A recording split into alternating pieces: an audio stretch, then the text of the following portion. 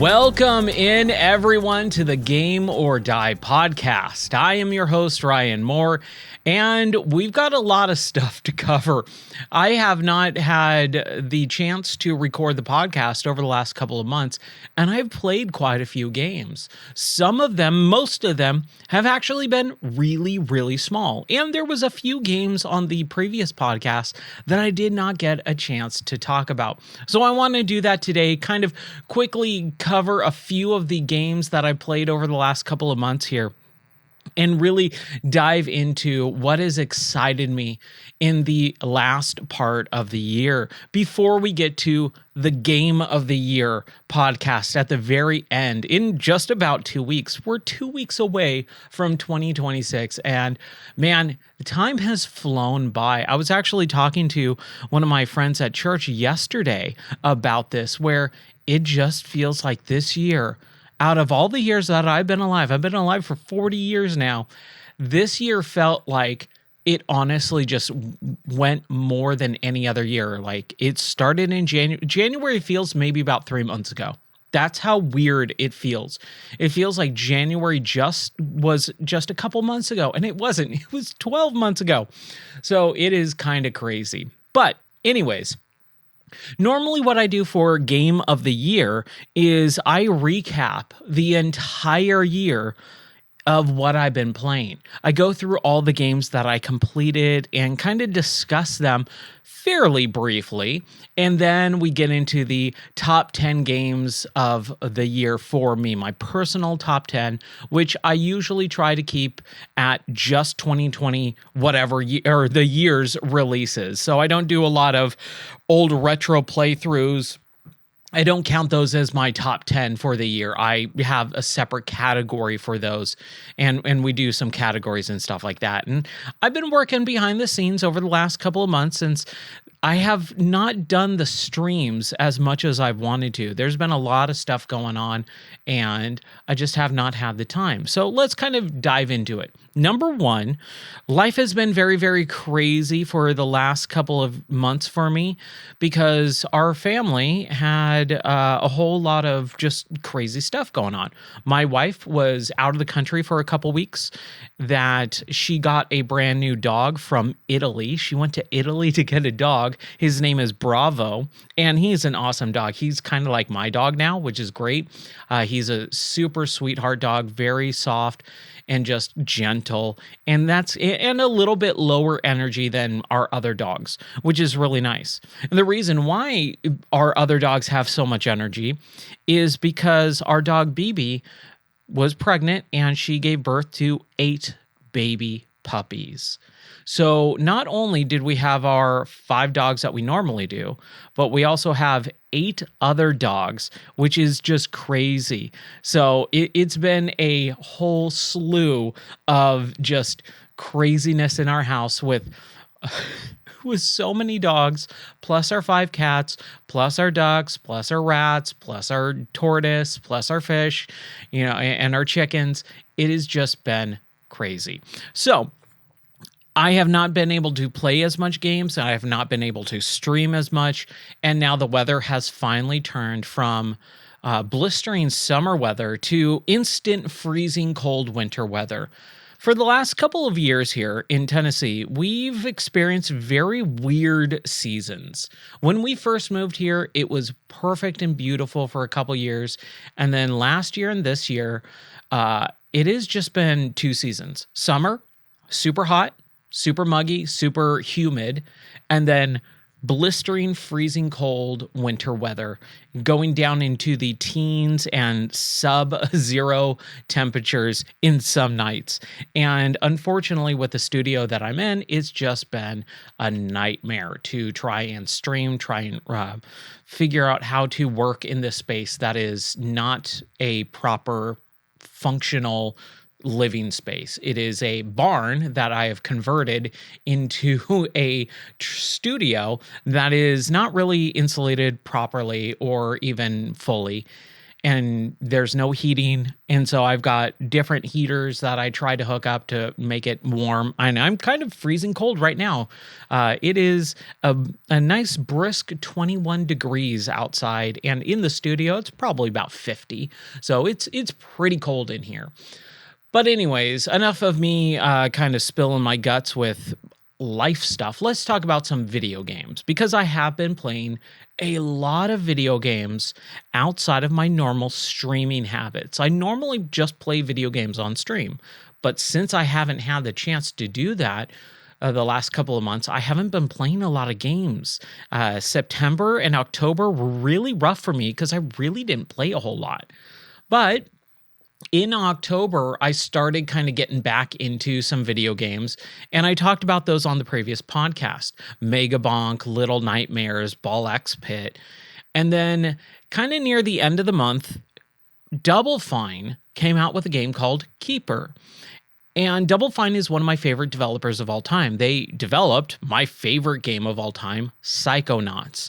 And they are a really interesting development studio. They used to be third party, and now they got bought up by Microsoft, so they're first party Microsoft now. And since they've gotten bought by Microsoft, they came out with Psychonauts 2, which was a really fun game. I loved Psychonauts 2. I believe it was my game of the year that year in 2021 when it came out. But it is a very different company over the course of the last couple of years, and they've put out a lot of like weird titles over the years, and Keeper is no exception.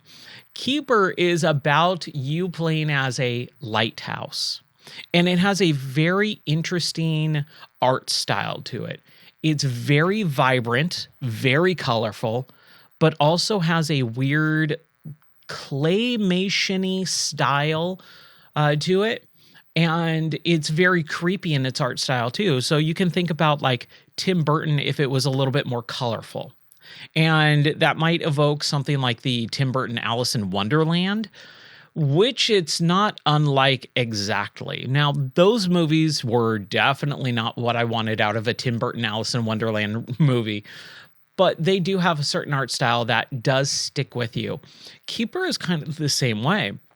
You play as a lighthouse, and that lighthouse is just trying to get from point A to point B.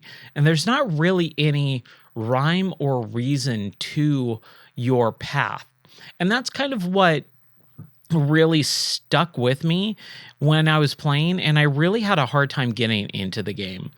I was not on board with the game for the first half of it, I believe.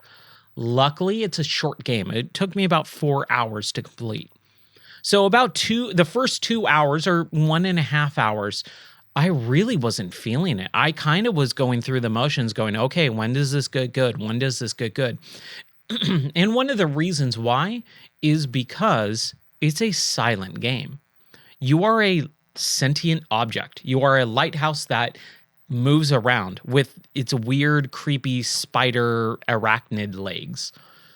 But you don't talk, you don't have a mouth or eyes or anything. You are just this object that moves around and you control. And with the game, you are just going from this coastline and just finding paths that you take. And it is very, very linear. However, in about the middle section, it does open up, because that first section of the game is literally just pushing the control stick forward. And it's not a very enjoyable control scheme, because the lighthouse doesn't move just in a normal pace. It struggles, it stumbles over itself as it's trying to walk. And so it just becomes very annoying to control for the first section of the game. Once that does open up, though, the game became a more enjoyable experience, but I'm not going to say a much more enjoyable experience. It was kind of like this is okay. Then some platforming started showing up and some very light puzzle elements. And over the course of 4 hours, at the end of the 4 hours, I went, okay, and I'll probably never talk about or think about it ever again, which is unfortunate because I can look back at older Double Fine games and really, really have a vivid memory of each one of their games and how much I enjoyed it. Games like Costume Quest, where you play as this brother sister team, and it's a very light, like baby's first RPG, where you are a couple of kids on a street and it's Halloween. So you go door to door trick or treating, and your costumes are like a couple robots. And you basically encounter enemies like these orcs, I want to say, like goblins or orcs, and they're real life orcs in the world that you're in. But you think they're costumes. And so you encounter them, and the enemy encounters, the combat in the game is an RPG, a turn-based style RPG. And it was really, really fun. That evokes so many great memories. Another one is Stacking, where you are Russian nesting dolls. And it has a very, not Victorian style, but very like early, like late 1800s, early 1900s steampunk, steam engine type of feel to it. And it is so good. It evokes a lot of really powerful emotions in that game. Again, without a lot of dialogue. I believe there is actual dialogue in the game in the form of text, but not speaking dialogue. However, with Keeper, there's nothing. There's no text. There is no words. There is audible cues every once in a while because of your kind of companion, which is this like bird. This seagull-looking bird makes a nest in your lighthouse and kind of becomes your companion throughout your trip. And so that definitely helped. But man, I was really disappointed by most of what Keeper did, just because of the pedigree of Double Fine and how creative their team is. This felt like a very, very, very odd side game that should have been scrapped, unfortunately. My review is much more positive, but thinking back now, removed about almost 2 months from the game, man, I really don't know what they were going for. I think the visuals of the game are the easily strongest thing about the game. The gameplay is not good. The puzzle elements are too light to be enjoyable or fun or even enjoyable in any way, shape, or form. And it just became a slog. Like, it could have been a 5-minute like short story. Like, you know, those early shorts that Disney would do in front of their normal movies. That's what Keeper should have been, not a 4-hour video game that probably took $50 million to make. It's just not worth it. I really, really was kind of disappointed going, oh, we waited several years. This is their big new game after Psychonauts 2. Psychonauts 2 took, I think, like 6-7 years to develop. And it went through crowdfunding campaigns with Fig, which, remember Fig? No one does. But my wife and I, we both, before we even got married, we were both on board with Psychonauts 1. And we both subscribed to Fig and crowdfunded that game together, both of us. And so before we got married, so it was her money and my money in separate accounts that crowdfunded Psychonauts 2. And just having this be the follow-up to Psychonauts 2 was just like, oh, what are you doing? Like, this is a C tier game at best. This is exactly what Game Pass fodder really kind of is. I hate the term slop. I think a lot of people use slop as such a derogatory term when they don't really understand what the meaning of that is.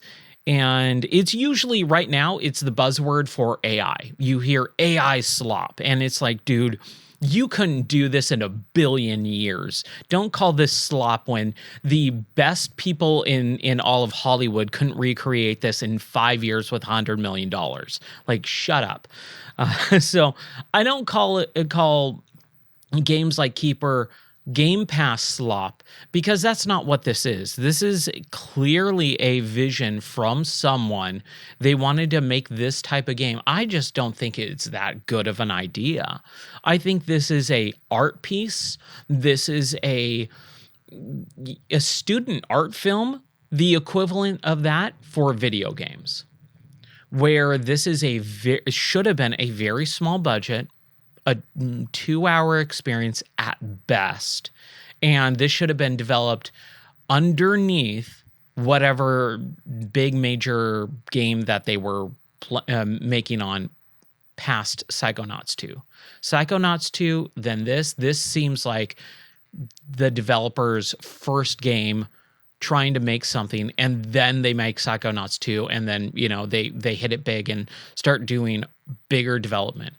It's just such a weird game. So I think it's fine, but it's something I'll never, ever play again. And I really didn't enjoy it the first time. It was just this is okay. Again, it's an okay at best. It was free for me, so I didn't spend any money on it because it was on Game Pass. And that's fine. So I had that experience. I didn't have to pay for it, and I had an okay time with it. But the next game that I did play, and I played this in sequence over the course of several weeks, which is a game called Dispatch. Dispatch is a game in the form of the old school, man. It feels so weird to say that. But and I always kind of flub the name of the studio because it's a little bit of a tongue twister for me. Telltale Games.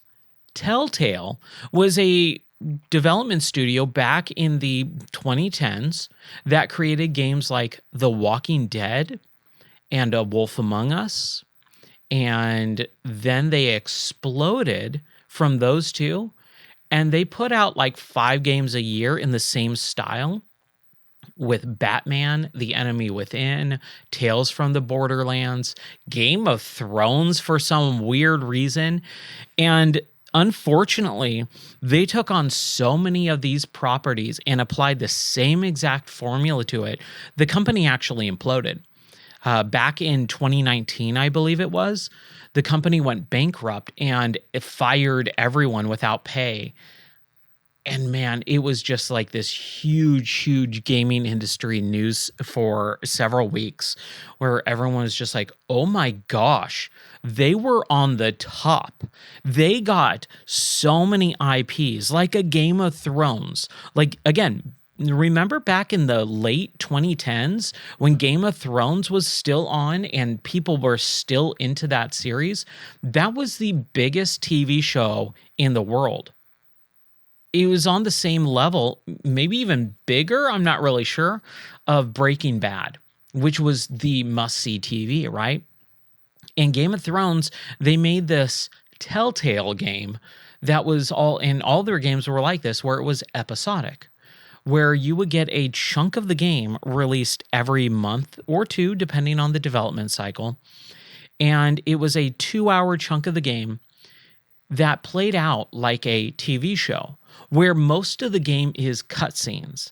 And you play the game by watching these cutscenes, and in the middle of the cutscene, it would pause and have you make the choice for the characters. So Dispatch is exactly that.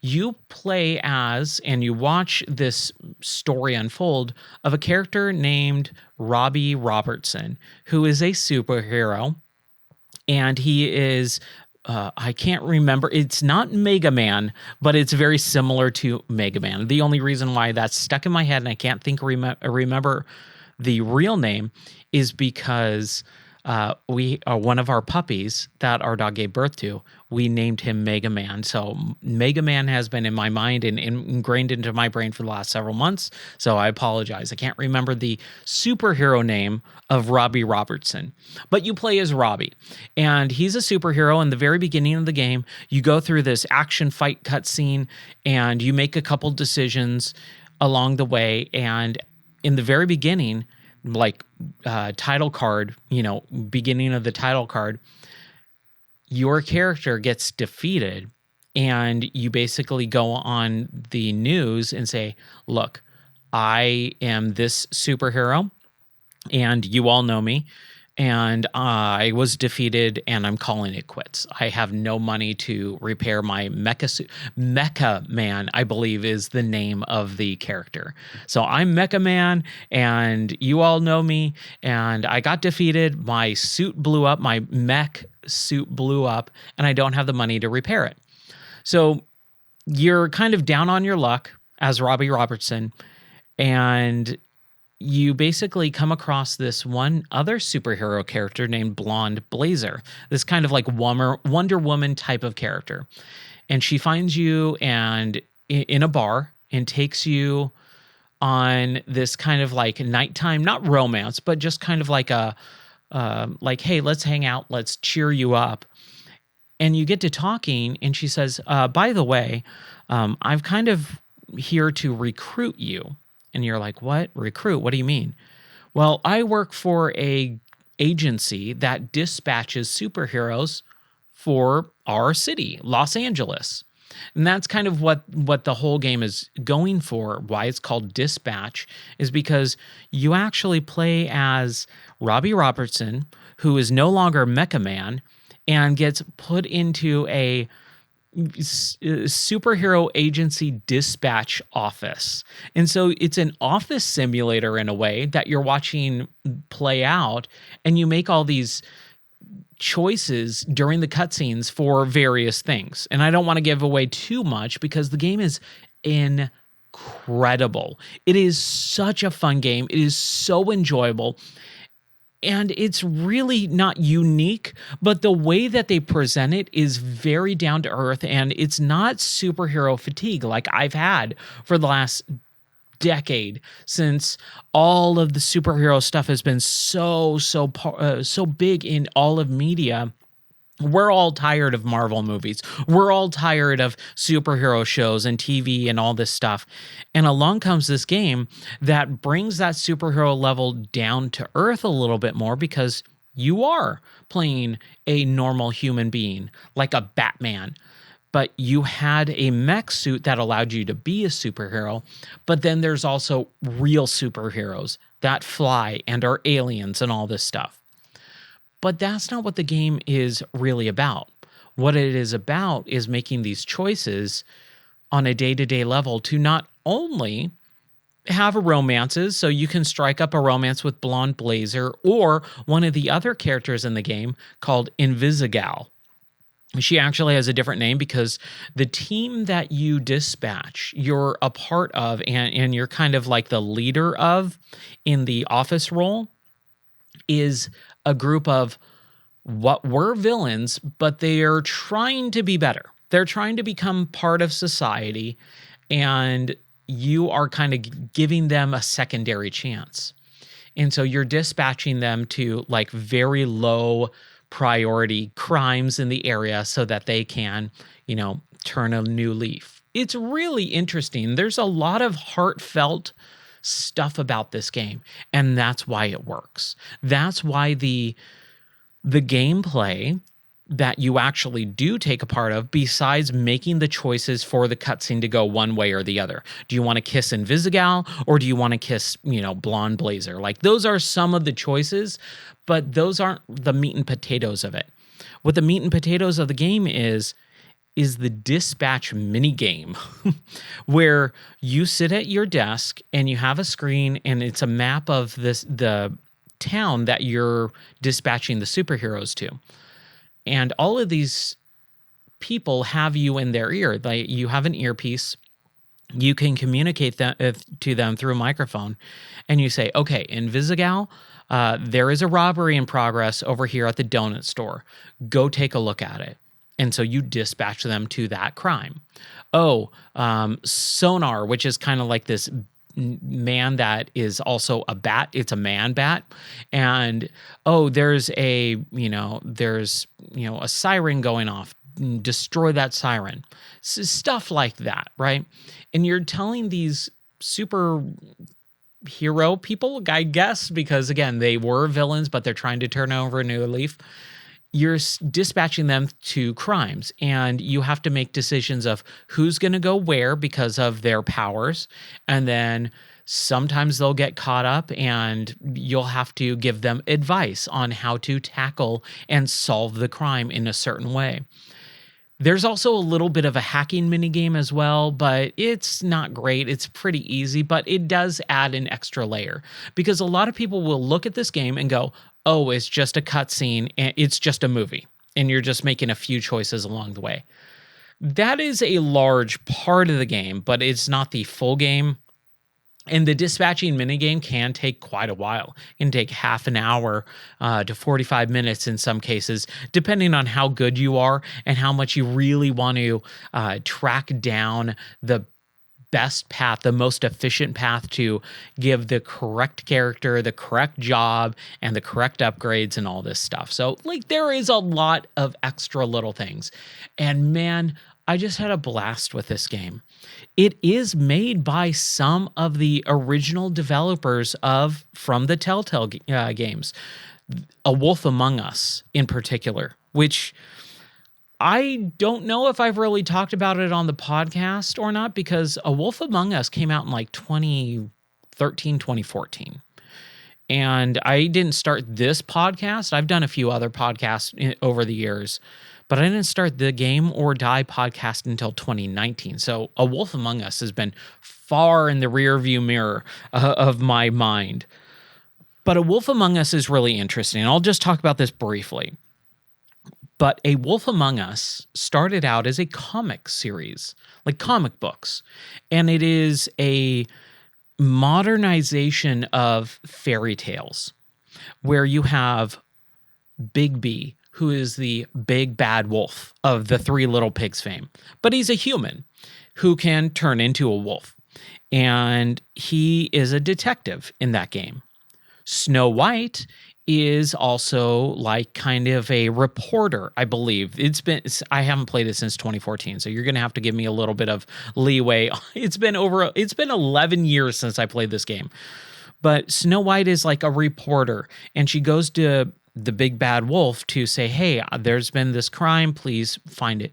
And it uses that Telltale style of telling a story and having you control the character in very limited spaces of gameplay. So you do have direct movement and control of the character, but you're basically just going along a story and making choices for the characters that you want to see happen. And so there are branching paths and all this stuff.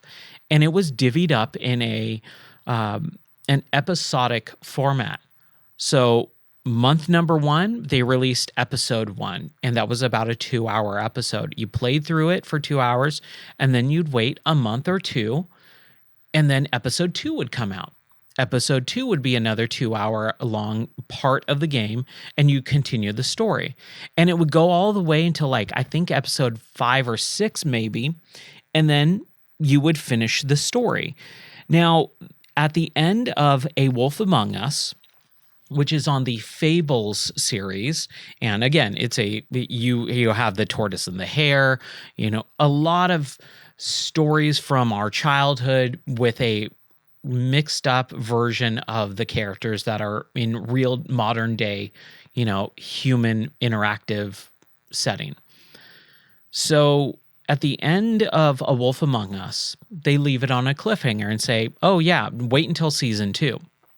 Well, season 2 never happened because they kept getting all these other games. They kept getting all these other contracts for these IPs like Batman and Game of Thrones and Tales of the Borderlands and all this stuff.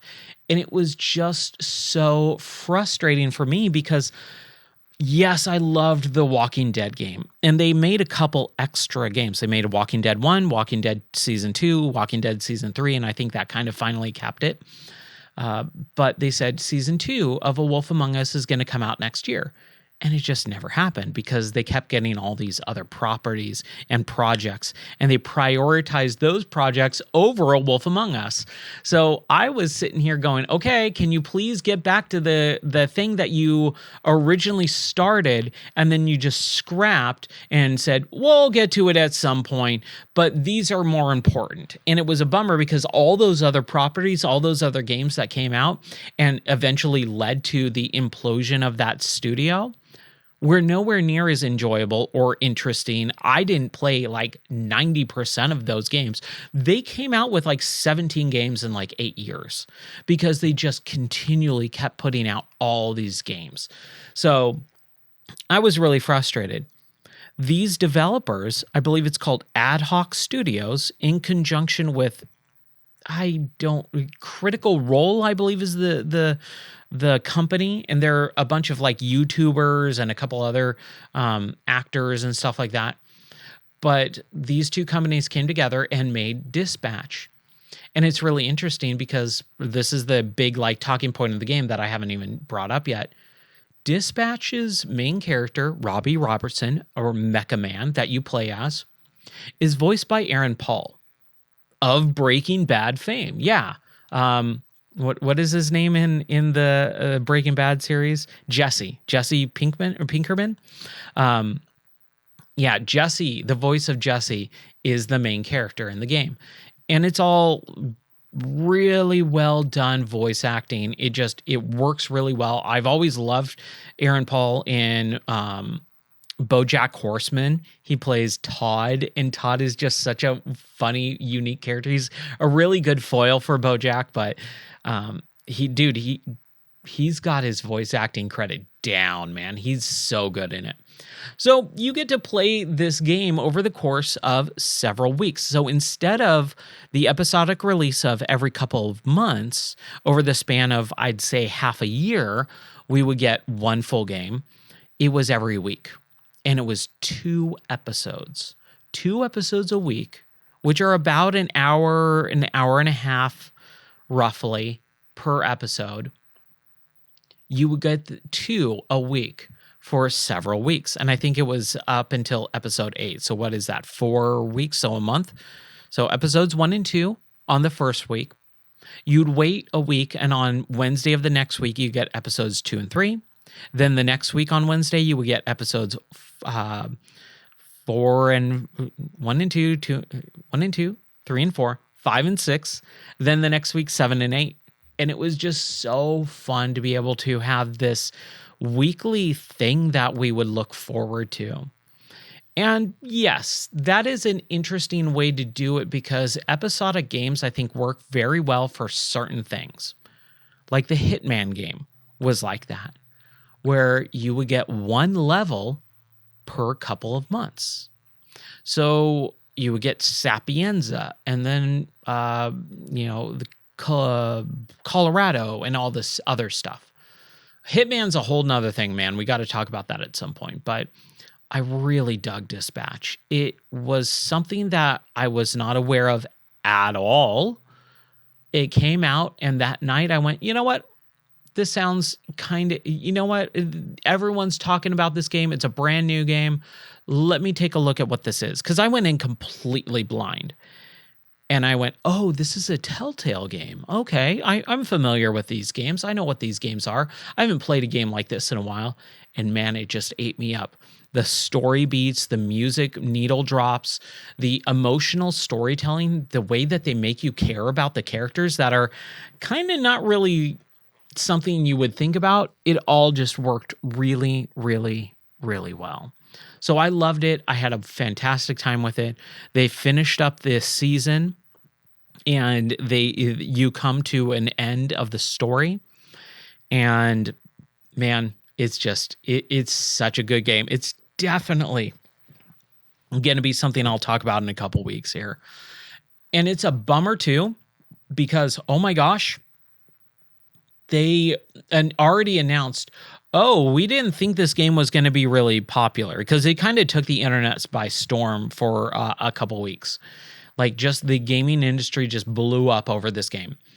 And they were like, we didn't think it was going to be that popular. We're making some other like Dungeons and Dragons game next. And instead of capitalizing on it, on the popularity and the fervor around this game, they're making some random Dungeons and Dragons style game with Critical Role. And people are like, oh yeah, Critical Role. And I'm like, I have no idea who these nerds are. I don't care. I don't want to know. I want more Dispatch. And I think that's a route that you got to be very careful about, because that's kind of what Telltale did, right? They got these really hot IPs and they took those and prioritized those over what they were doing. But this is kind of like the inverse of that.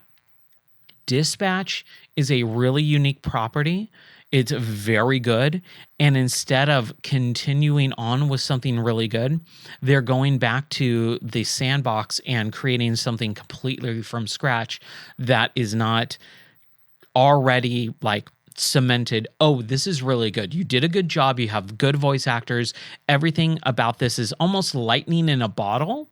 And instead of capitalizing on that lightning in a bottle, you're just dropping it. And they're saying, we're probably going to do it, but we'll do it after this other project, which they haven't even started yet. So it's because they're a small studio. They're a small, more quote unquote independent studio, which means nothing nowadays, because 99% of the game industry is indies at this point.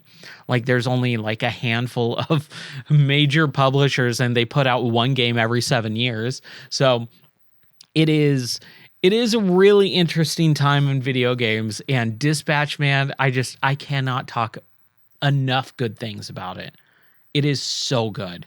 So I can't wait to talk more about it on the Game of the Year podcast. But let's move on and let's talk about another game that I played, which is kind of DLC more than anything else. It is DLC for a game called A World of Keflings. Now, if you know me and you've listened to the podcast or you've watched the streams over the years, you know that one of my favorite video games of all time is A Kingdom for Keflings, which is this really chill game. It's a comfort game for me where I can sit down at any point in my life and go, oh, I'm having fun. It is just a blast to play A Kingdom for Keflings. And I'll maybe talk more about this on Game of the Year because of when we do the recap. I don't want to monopolize too much of the time. But A World of Keflings is the second in the series of Kefling games. And it's where they really started playing around with the idea of different settings. And they did a Zombiesaurus DLC. Now, this is kind of the interesting thing is A World for Keflings is the second game of the series, and the original game, A Kingdom for Keflings, came out on the Xbox 360 in 2008. In 2010, I believe, A World of Keflings came out, and it was an Xbox 360 live arcade game. It's very rough looking nowadays. It has a very interesting art style, not amazing, but the gameplay is solid enough for most people. But I did stream the first game earlier this year, and I had a lot of people going, what is this garbage? I'm like, no, don't you dare say that, because it might not have the look of a really good game, but it is super fun. It's super enjoyable. It's one of those, a lot of people call it comfy gaming, where you just kind of feel good playing the game. It's got a lot of tasks, and I believe I did talk about A World of Keflings a few months ago on the podcast when I played through the first game, or when I played through the original regular game. And then this DLC came out kind of near the end of October, like right at the very end, because it's got a lot of like Dracula and Frankenstein, a lot of Halloween style to it. And so they put it out, but I didn't get into it till the end of November. And I played through this and I had just a really good time. It took me just a little over 2 hours to complete the DLC. And I did it all in one sitting. I sat down, I laid on my bed and just played on my wife's Xbox, which was really, no, I take that back. It's not on Xbox, it's on Steam. It was originally on Xbox, but anyways, it came out on Steam. That's what I'm trying to get at, is A World for Keflings came out a few months ago on Steam, a PC release of this old Xbox 360 locked game, and it finally came out on PC. So I started playing it. I had a great time. And then the DLC came out. I bought it, and I had a really good time with that. So that was fun. It was just a more bigger continuation of A World of Keflings. And I just kind of needed that. Over the last couple of months, I've been really just overwhelmed with a lot of stuff. Very, very stressed out in life. And not like I'm having a mental breakdown, but some days it feels like I'm about to get there. It really does just feel like I'm very overwhelmed with so many things in life, and I'm just trying to kind of keep my head above water. And gaming can absolutely help me with a lot of that. And so it was really nice to just sit back and go, you know what? I'm not going to stream. I'm not going to put myself on camera. I've been on camera all week long with my job. I don't want to be in front of a camera. I don't want to be in front of a microphone. I don't want to talk while I'm playing this game. I just want to play the game and enjoy it. And so I did that, and it kind of reset my mind a little bit. It really did kind of give me that respite that I needed and kind of reset me. Because like the next day, I sat down in front of the microphone that I'm talking and recording this podcast in, and I streamed the next game I want to talk about, which is called TimeSplitters Rewind. Now, again, this is an older game series, TimeSplitters, that started on the PlayStation 2 in 2001. And TimeSplitters is basically from, oh man, I cannot believe I'm forgetting the name of the studio, but they were some of the original developers from Rare split off after they made games like GoldenEye 007 and Perfect Dark. And they split off and made this new studio, and they came up with TimeSplitters, which is another first-person shooter game that is about time hopping and time travel, where you're this group that protects the timeline from these aliens called TimeSplitters that are trying to steal artifacts from different periods in time. So the first level of the first game is in Egypt, and they're trying to steal like an Ankh from Tutankhamun or something like that. And so you start out at the outside of the Sphinx, and you go down into the inside of the tomb, and there's this the Grail type of special item that you have to grab and protect. And so these time splitters start showing up, and you have to kill them all. And they're these aliens. So you're taking out like the bad guys first, and then once you get the item, then the aliens show up and you have to escape with the artifact and killing the aliens. And there's a bunch of different levels to this, and then they came out with 2 more games. They came out with TimeSplitters 2, and then TimeSplitters Future Perfect, which for me personally is my favorite out of the entire series, is TimeSplitters 3, A Future Perfect. But that studio does not make those games anymore. They don't really exist anymore. They keep coming out and saying, yeah, we're making another TimeSplitters, and then it never happens. Like even earlier this year, they were like, yep, we're making TimeSplitters 4, and then nope, our company folded and we're not ever making it. So over the course of the last decade, a bunch of fans have gotten together and made this fan project called TimeSplitters Rewind. And they've been working on it kind of out in the open, which is a really risky move for most anything right now, where companies are so holding on tight to their IPs and are so litigious that if you say, I'm working on a fan game, I'm just making it for myself, here's some pictures of the character in a new art style, you will get pretty much a cease and desist letter instantly from lawyers who are ready to throw you in a dungeon and never let you see this light ever again. Like, that's just how it works nowadays. You cannot say, I'm a fan of something and I drew this or I recreated it in a video game without a bunch of lawyers contacting you and being very, very serious about, do not use our IP. So I thought it was a really brazen move to say, we're working on Time Splitters Rewind, which is this remake of all 3 Time Splitters games in like the Unreal Engine. And so they've been working on it over the last decade or so, and they finally released it. Now, I got unbelievably excited over the last couple of weeks when this got announced. I never heard about it, but it's been out for years. And the original Time Splitters developers have been on board with it. They're like, that's really cool. You guys keep going. Now, I don't know if they have control over the IP to the point where they can say, yeah, we're not going to sue you. Don't worry about it. Just continue on with it. Or if they're saying, yeah, we worked for the company and I think this is really cool. Hopefully the company doesn't sue you. I don't know the whole back and forth, but the original developers definitely have given their blessing to this project, which is awesome. You don't really see that a whole lot.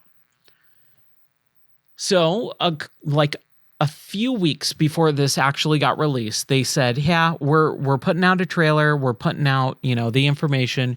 Get ready, join our Discord. We're putting this out in a couple weeks. And I went, that is the stupidest move you can do. Shut your mouth, put it out, put it on the internet, and then talk about it. Because once it's on the internet, it cannot be taken away. People will archive it. People will put it on torrent sites. People will distribute it underground, on the internet. It will never die afterwards. But if you say, I'm working on this thing, and the lawyers get a hold of that and give you a cease and desist, if you then put it out and maybe leak it or something, that can definitely bite you in the butt. So I thought it was a very stupid move to talk about it at all. But luckily, it did come out. There has been no repercussions or anything because, like I said, the original developers have given their blessing as far as I know from it. So I don't think there's going to be any repercussions.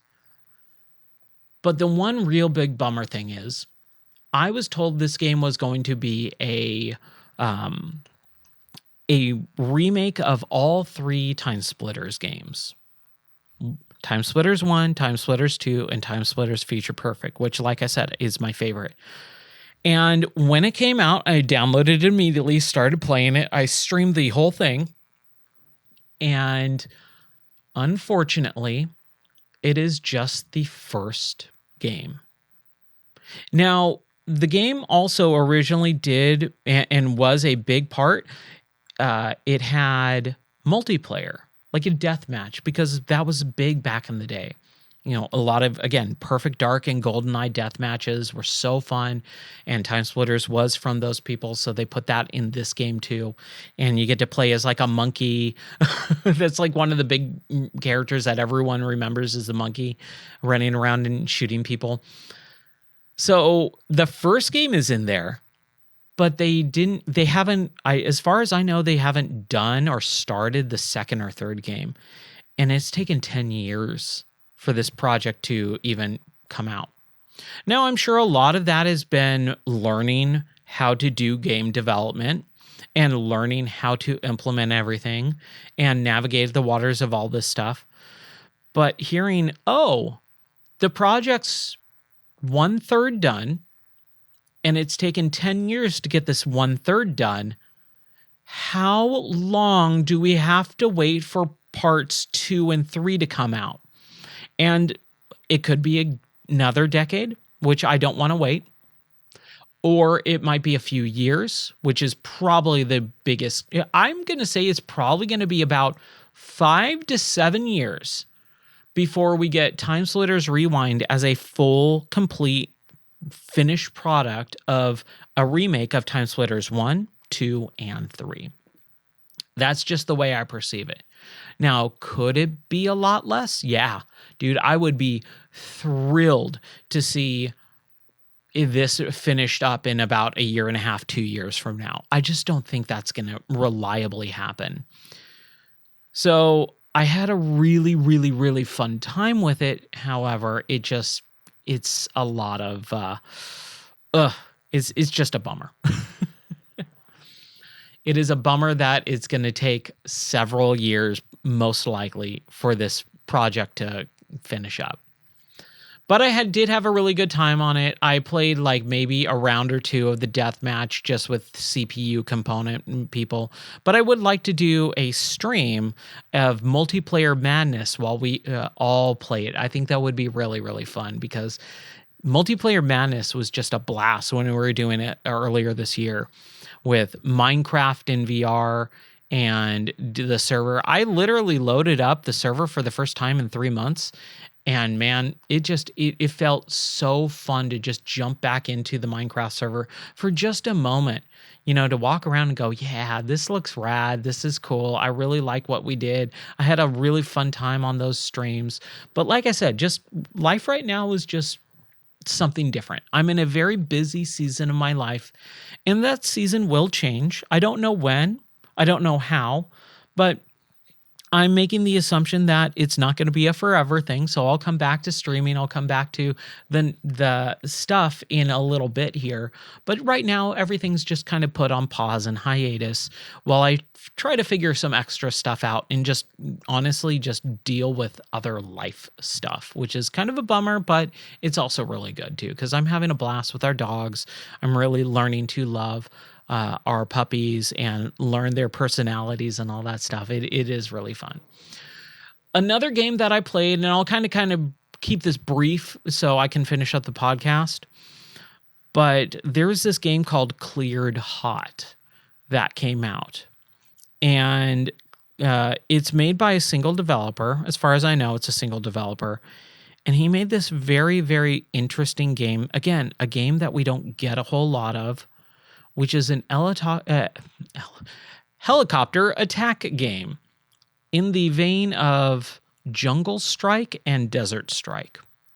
Now, if you don't know what those games are, basically, and Tiger Heli from the original NES, but this mostly takes its cues from the Sega Genesis Desert Strike and Jungle Strike games. And what those are is you pilot a helicopter and you are tasked with missions from like the government. And so you are looking at a kind of isometric top-down view of a helicopter that you pilot, and you're flying over these areas, desert, jungle, whatever, and you're shooting up buildings and blowing up buildings that have bad guys in them. You're picking up different boxes of ammo and health. You're also picking up hostages that you've freed and drop them off at a heliport that is, with your headquarters. That's what those games are. And that's what this game is. It's also got voice acting. It's also got a little bit of a story mode. And I don't think it's hokey. I don't think it's bad. It's actually pretty interesting. And so one of the best implementations of a very small indie developer doing a really good job of a story that doesn't feel slapdash put together, shoehorned in, or even hokey. Again, it feels very like of that era of the 90s, kind of going, oh, it's a down on his luck guy who used to be a helicopter pilot and he went AWOL and had a really bad crash. Now he's not part of the military. He's been discharged. And now he is trying to just live his life and provide for his son. And then he gets this odd job where he gets to take payment in the form of a little Huey helicopter. And then the town that he works for is overrun by this gang of bikers, and those bikers are actually kind of like an underground like mafia. It just like escalates in a really fun like 90s action way. And man, I had a blast with this game. It's really interesting because I've been playing a lot more indie games this year and not focusing so much on AAA. Number one, because AAA publishers just aren't putting out games. We're getting very, very, very little output of AAA games. And instead, we're getting a lot of indie games filling in those massive gaps in the year. Just like I said earlier, it's like 90% of the video game industry is now indie developers.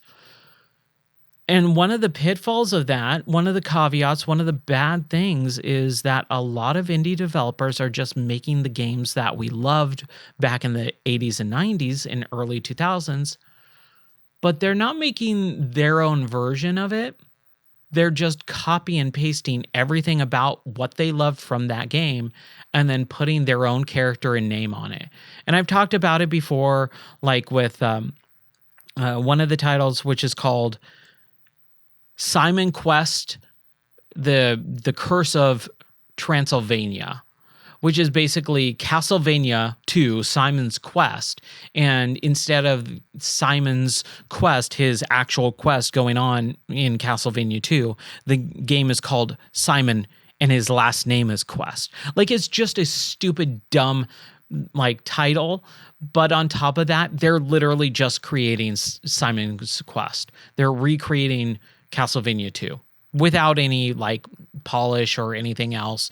And it's a bummer. I really don't like when developers do that. And again, it's just a pitfall of indie games learning how to make their first or second game, and they're just cribbing like full cloth from games from their childhood.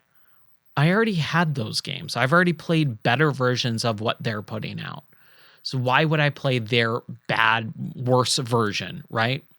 So Cleared Hot is not that. It's just taking the genre and the tropes and the mechanics and the gameplay of Jungle Strike and Desert Strike, but giving it its own unique style. And especially with that game series, it's really rough. I've tried to play it over the years, and every time I go back to it, I go, oh, this is really hard to get into.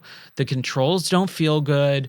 The storyline is weird. It doesn't work very well. It's very light and bare bones when you get into it, or it's way too obtuse. And Cleared Hot really just takes that genre that doesn't exist anymore. It's just straight up doesn't exist. And it gives it a new home with not just a new coat of paint, like a whole new undercarriage. And everything about that game just goes, yes, this is what we need more of. Not helicopter games, but the concept of taking those weird one-offs or two-offs from the Genesis and the Super Nintendo and all that stuff and giving it a new home here. And you see it every once in a while, and this is one of those once in a while. So Cleared Hot is rad. I love it to death, and it is so fun. I'm going to kind of stop talking about the games that I've been playing because I did finish a couple others that I do want to talk about, and they're VR games, and then also another game, which is Terminator 2D No Fate.